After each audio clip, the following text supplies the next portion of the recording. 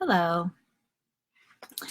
So, yesterday was a rough day for me. I actually thought about doing a video the day before, and I really probably should have done it then because it wasn't happening yesterday. Sarah has mostly stayed in the happy, fun state that most of you have witnessed over since we've been home, since we've been in the hospital. And I knew it wouldn't last forever. I knew it was coming. But just because I knew it was coming didn't mean that it was any easier.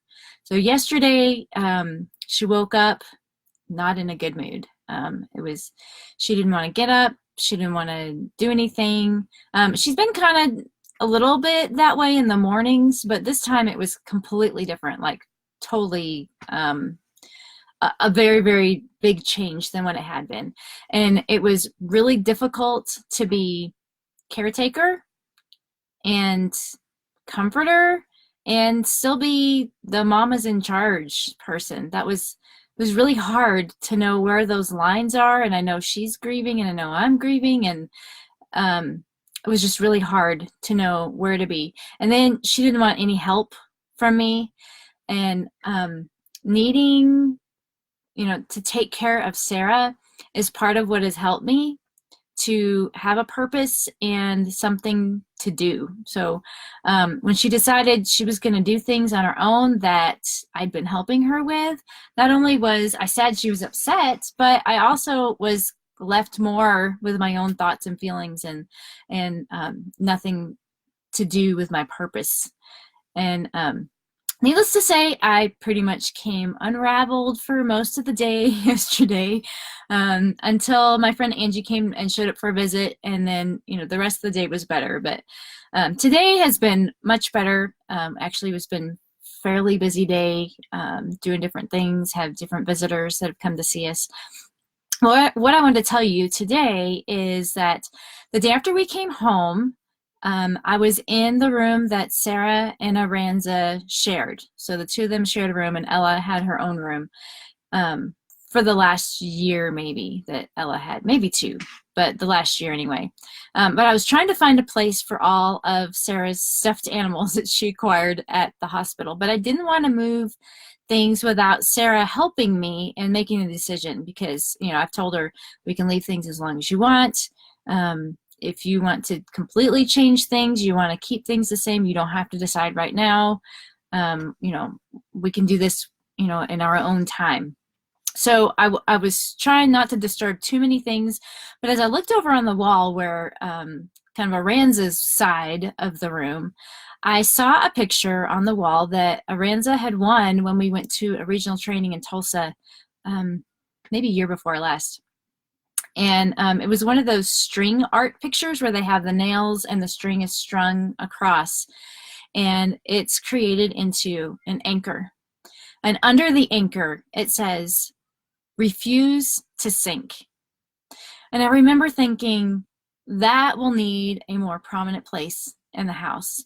And I started beginning to think how anchors were now going to mean something more to me than they had before. So a little while later, the same day, there was a large padded envelope. I mean, it was pretty big, like this big, that came. And I opened it up, and it was from someone that we've never met. It was from a homeschool family that I've never interacted with. And as I opened it, I was struck at how God blesses us with so many little things that he just places. If we just look for them, they're all there. And it was a wall hanging with anchors and verses about God being our anchor. And I just was really struck with how how amazing God is. I mean, I see it all the time, but sometimes they mean more than others, and they make more of an impression. And over the last couple of days, I've been trying to think how I could incorporate this into a video that it would mean more to somebody else. And for some reason, today I was like, well, but anchors pull you down. How is that refusing to sink? My brain was just kind of trying to come up with something. So when we were at the hospital, kind of backtrack a little bit, someone, I don't know who, had an amazing idea to have a notebook for people to sign with prayers and scriptures and thoughts to us while we were there, because we didn't come out. Actually, was hiding in the room. I kind of avoided the waiting room until Sarah had to come out, and then I had to go with her. But so there were people there that I didn't even know that were there. And tonight, one of my good friends that was at the hospital brought that by, because there were pages that were like drawings that kids had made and other things that she wanted to make sure stayed in the book so they weren't loose. So she had put that together, and she brought it by tonight, and I was reading through it and reading the things that people said, and I thought, what an amazing gift to capture a little bit of the people who came, even if we never saw them. Well, on the second page was a verse that apparently my brain had been looking for to link these anchors together.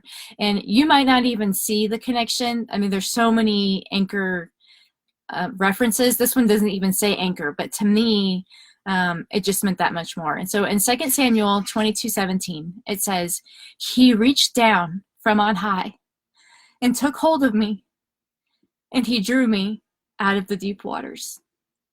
And so not only do we refuse to sink, but if we hold on to the anchor, he will reach down and he will draw you out of the deep waters. And over the last few days, there have been so many water, ocean, wave, marine type symbols that continue to show up over and over again. And I'm sure I'll continue to see them and see the connections. And most of all, we need to be wave makers. Don't just make ripples, make waves. To realize, I saw this quote when I was looking. It said, "To realize the worth of the anchor, we need to feel the storm, or we don't appreciate it." And in Hebrews 6:19, it says, "We have this hope as an anchor for the soul, firm and secure." So hold on to the anchor of our soul that will help us through any storm that life throws our way. So tomorrow, when you are living out your day, be a wave maker. Don't just make ripples, make waves.